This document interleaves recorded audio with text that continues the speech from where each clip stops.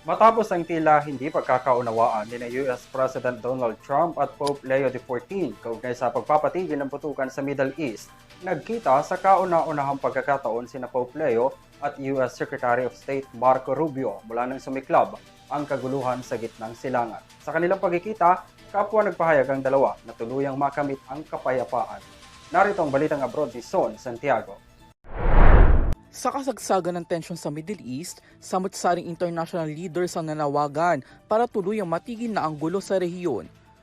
Mas lumawak pa nga ang mga panawagang ito nang makiisa na rin ang Simbahang Katolika sa pagsusulong ng kapayapaan. Saksi ito sa mga binatawang salita ni Pope Leo XIV luna ng kanyang mga panalangin, hindi lamang sa simbahan, pati na rin sa social media at sa makailang interview sa kanya. Gayunpaman, hindi naging maganda ito sa pandinig ni United States President Donald Trump. Matatanda ang makailang beses nang binatikos ni Trump ang Santo Papa dahil sa kanyang mga pahayag tungkol sa kapayapaan at diplomasya sa rehiyon. Pinakahuli rito ang pagkwestiyon ng US President sa umano'y pagiging mahina ng Santo Papa sa mga usapin tulad ng krimen at nuclear weapons na inuugnay ng US President sa kanyang kampanya kontra Iran. Sa kabila ng mga ito, ipinagtanggol ng Pontiff ang kanyang sarili at iginiit na layunin lamang niya na ipalaganap ang mensahe ng simbahan na pagkakaisa at kapayapaan.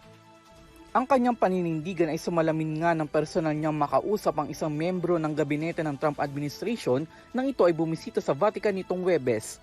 Personal niya nakamayan si US Secretary of State Marco Rubio sa tila hudyat ng nananatiling magandang relasyon ng Holy See at Trump administration sa kabila na naging alitan.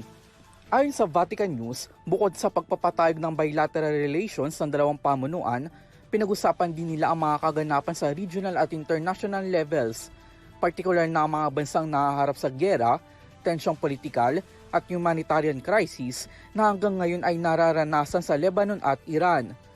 Dito, binigyan diin nila ang patuloy na pagsisikap na tuluyang makamit ang kapayapaan.